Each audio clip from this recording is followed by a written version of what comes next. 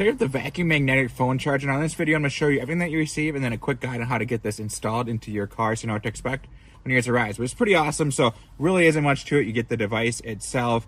It comes fully assembled. Don't have to do anything with it. Now you are gonna need to have some type of magnetic piece on the back of your phone. Personally, all my phones have that there, so I'm good to go. But if you don't, you can just apply this to your phone and you'll be good to go. But what we're gonna do first is get the area where we want to put it down just clean, and they give you wipes, just super nice. So we'll just dry it with or do a wet one here. So we're good, all clean now. All right, there we go. So everything is clean now and dry. So how this works is super easy. So what we want to do is take this piece off here. Now this is going to be your suction cup, and how it works is super easy. So it's going to be the lock. When we open that up, it's going to create the suction, as you can see here. So we'll put it down flat where we want it. It's going to be just like this. And now at this point, we're just going to twist it in, and that's going to leave it suction down there.